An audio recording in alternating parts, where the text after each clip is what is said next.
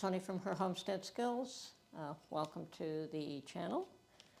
Hope everyone's having a lovely day.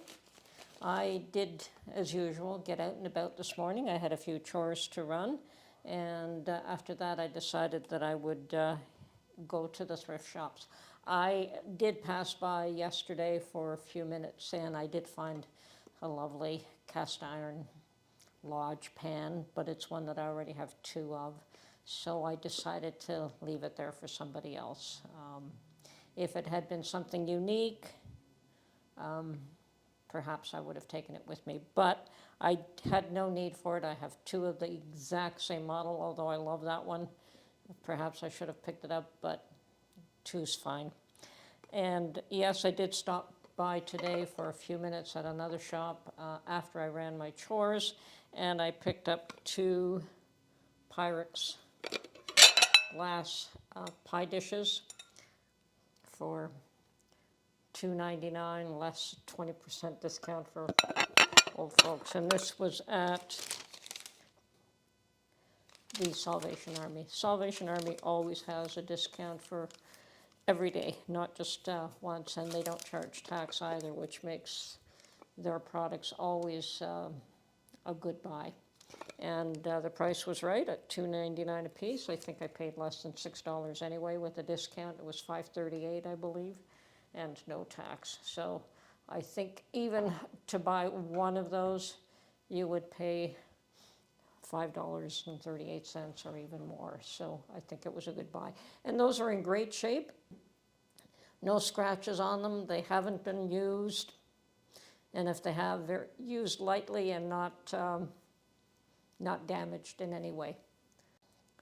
So after that, I met with one of my daughters there for a little while. We had a nice little visit, and we got caught up and discussed a few things. And yeah, it was always pleasant spending some time with my children.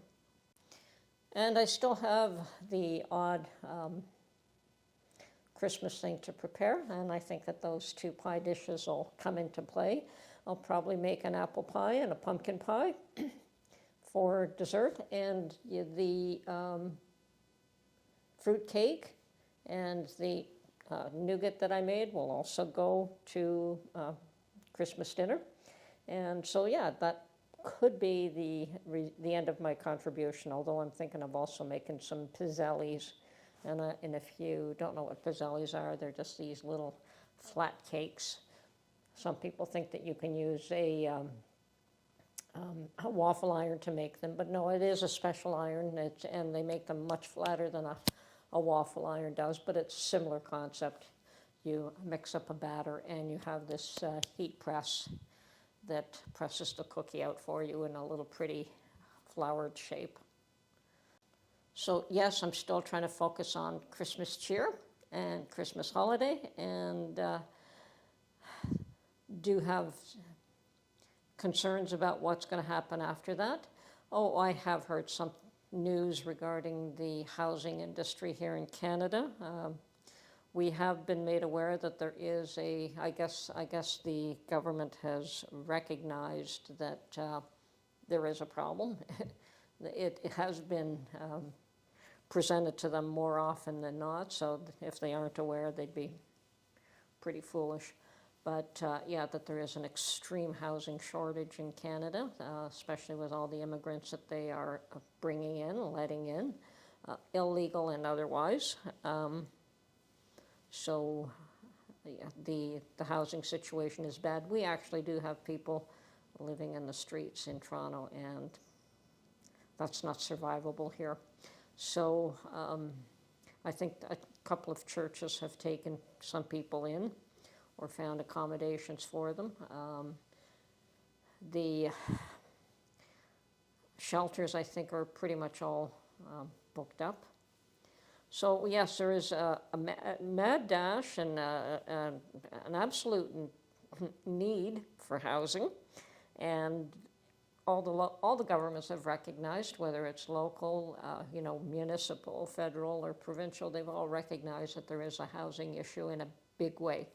And what I have heard is that they're bringing back what they did in the 40s when veterans came back from World War II. There was an absolute need for a huge amount of housing in a very short period of time.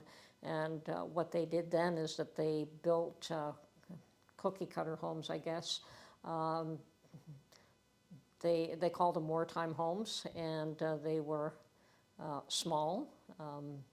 And everyone says, yeah, you can recognize a wartime home. It's basically a box. Some of them were a story and a half.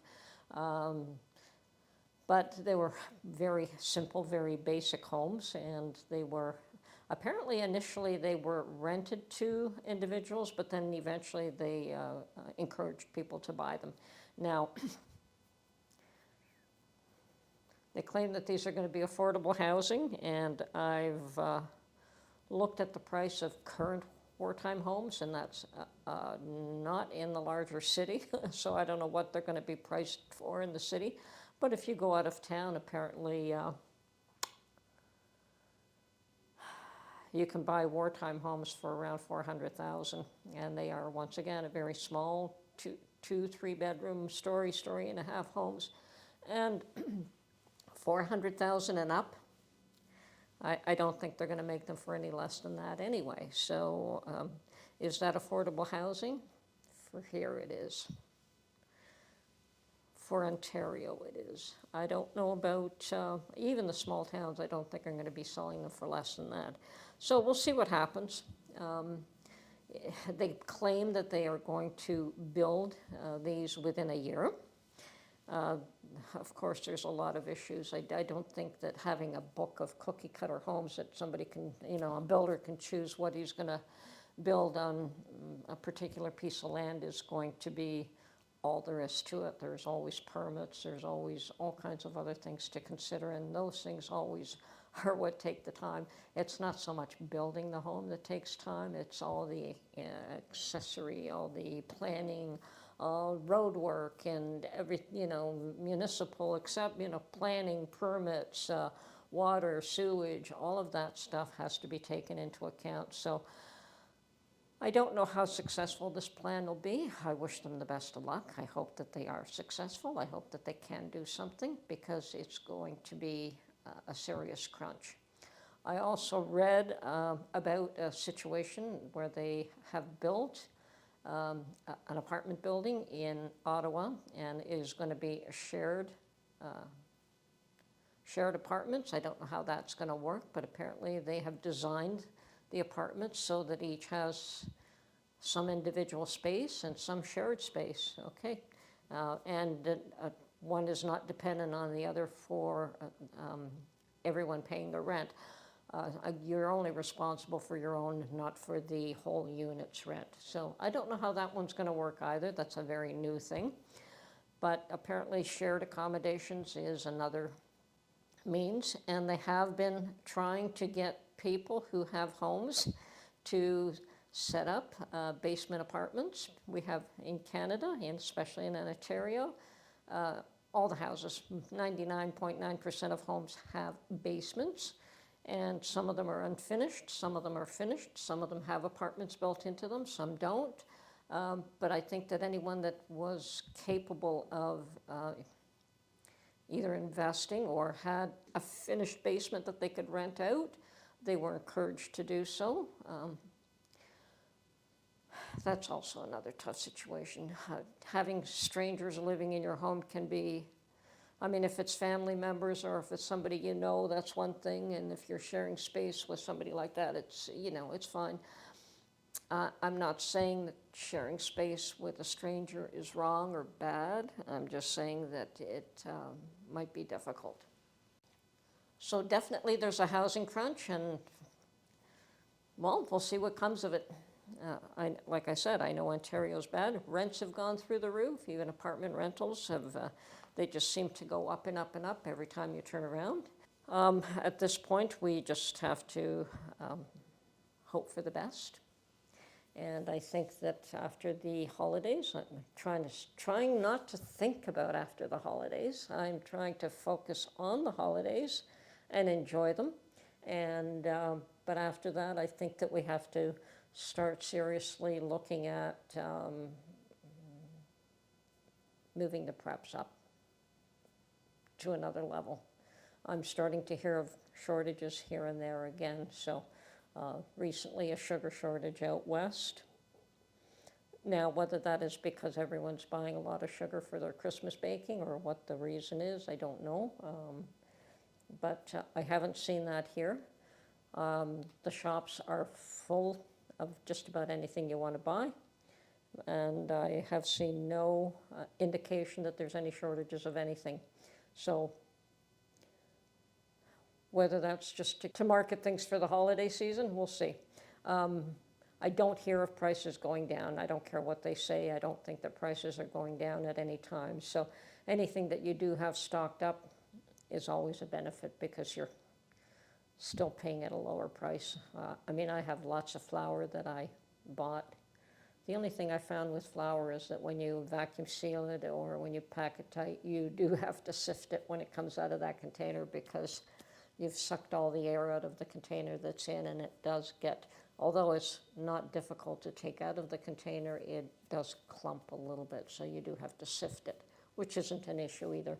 It's just I've never sifted flour before, never felt the need to. You know, it was light and fluffy enough, but once you vacuum seal it, it's no longer light and fluffy. It's a nice hard brick. So yes, we have to adjust to some of the things that we're doing. I also know that I have to can up some more potatoes. I think that we are starting to run out. Mark has been using up our French fries. I'll probably have to make another batch of those. But yes, it's time to, well, not now, after the holidays, which is 2 weeks away at this point.